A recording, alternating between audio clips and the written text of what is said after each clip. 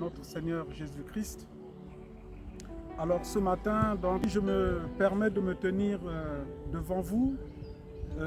J'aimerais tout simplement encourager tout le peuple de Morija, encourager le corps de Christ sur ce que nous faisons chaque jour avec Dieu. Et ce matin, j'étais en train de parler de la manière dont le chrétien, le croyant doit combattre. Parce que je disais ce matin que quelquefois les gens pensent que nous ne sommes pas des personnes normales.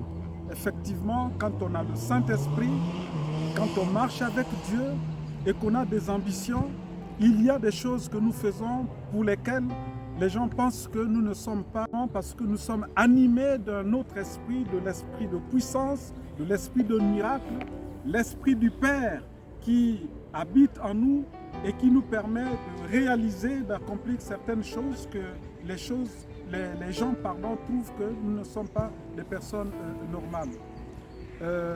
Nous avons le Saint-Esprit. Dieu est réel. Et ce que Dieu veut, c'est que nous vivons dans sa présence, sous son contrôle.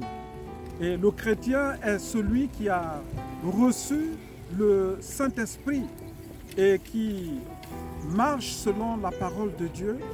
Et j'aimerais vous parler rapidement et succinctement de la façon dont le chrétien doit se comporter, doit combattre. Dieu nous parle dans Éphésiens 6, 10 des armes du combattant, du croyant, pardon. Quelles sont les armes que nous devons utiliser afin de pouvoir combattre tout ce qui vraiment empêche l'épanouissement de l'homme, empêche l'épanouissement vraiment des enfants de Dieu.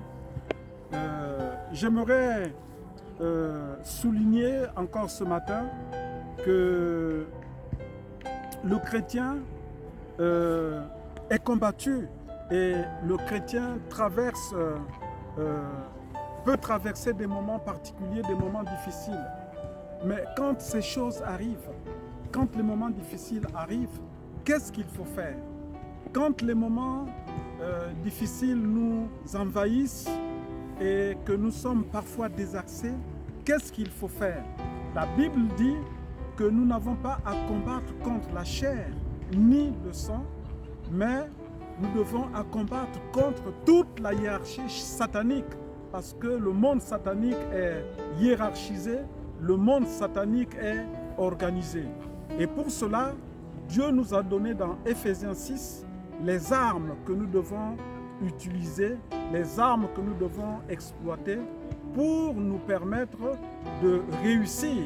Parce que nos armes ne sont pas des armes physiques, nos armes sont des armes spirituelles.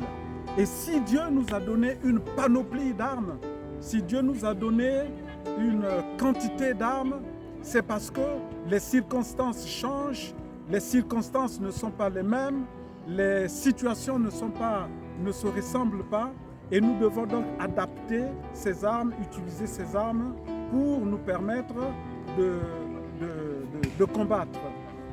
Voilà pourquoi Dieu nous dit qu'il y a des moments où les temps sont mauvais. Et quand les temps sont mauvais, nous devons donc utiliser la parole, utiliser les armes que Dieu nous a données. Nous prenons par exemple le cas de Pierre, qui à un certain moment, il allait au temple et il y avait un boiteux qui était toujours là.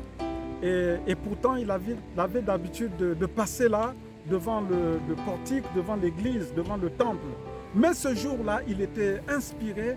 Ce jour-là, il y avait une autre manifestation. Il arrive devant le boiteux qui lui tend la main et il pensait qu'on devait remettre le monde, remettre de l'argent à ce boiteux. Mais inspiré, touché par le Saint-Esprit, et les gens étaient surpris, il dit au boiteux que je n'ai ni or ni argent, mais ce que j'ai, je te le donne. Alors lève-toi au nom puissant de Jésus et marche. Et le boiteux était guéri à l'instant même. Voyez, donc à cet instant, Pierre a adapté la parole et il a adapté non seulement la parole, mais il a utilisé la foi. Il croyait en Christ, il croyait en Jésus et c'est ce qui fut fait et le boiteux fut guéri. Il y a d'autres exemples dans la Bible comme toujours le cas de Pierre qui était en prison. Et la Bible dit, et l'Église adressait des prières efficaces en sa faveur pour lui, pour Pierre. Et lorsque nous sommes dans le désarroi et lorsque l'Église connaît ton cas, l'Église doit prier. L'Église doit prier pour les membres de l'Église. C'est ce que cette Église a fait. L'Église a prié pour Pierre et Pierre était sorti. Amen. Donc Pierre était sorti et les gens étaient étonnés. Et c'est pour cela que aussi dans nos vies, nous devons avoir des partenaires de prière, des personnes ressources, des personnes à qui nous devons nous adresser, des personnes à qui nous pouvons parler lorsque nous sommes dans une situation difficile. On en fait recours, on les appelle et on les associe à nos difficultés et on prie ensemble. On les appelle des partenaires de prière. Et en dernier cas, je parlerai le cas de Paul et Silas qui étaient emprisonnés, arrêtés. Vous vous rendez compte, Paul qui avait accompli un acte important, il avait prié pour cette femme qui avait un esprit de python. Et la femme fut guérie, l'esprit l'a quittée. Mais comme il y avait des gens qui profitaient de cette femme, qu'est-ce qui s'est passé? C'est qu'ils ont pris Paul et Silas et ils l'ont mis en prison. Alors ce que Paul a fait, il dit à Silas, on ne peut pas rester comme ça, il faut qu'on se lève. Et ils ont commencé d'abord à prier. Quand une situation vous arrive, avant de louer, priez d'abord. Parlez à Dieu. Présentez la situation au Père. Et c'est ce que Paul a fait avec Silas. Ils ont d'abord prié et ensuite, ils ont loué le Seigneur. Et vous connaissez cette histoire, ce qui s'est passé, c'est que les portes de la prison furent ébranlées. Et le geôlier qui avait la responsabilité de garder cette maison était surpris de voir que tout était ouvert.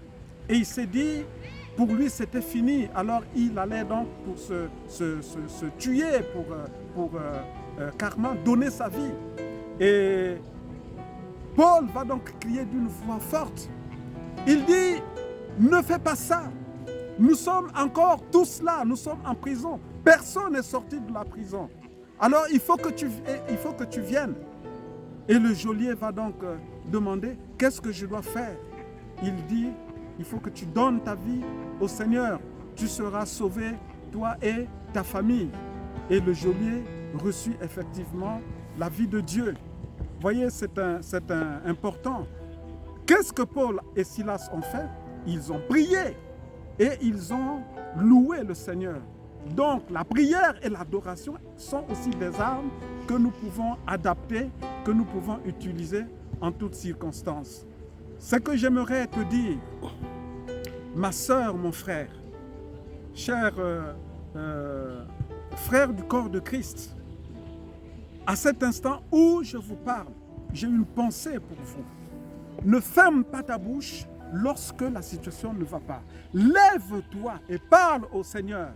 Adapte les armes spirituelles que Dieu nous a données pour te permettre de sortir de cette situation. Il ne faut pas regarder à ce que Satan raconte, parce que Satan, ce qu'il fait, c'est qu'il veut toujours nous rappeler notre passé, nous montrer ce que nous avons fait de mal. Et il est là toujours pour nous insister afin que nous puissions regarder toujours le mal.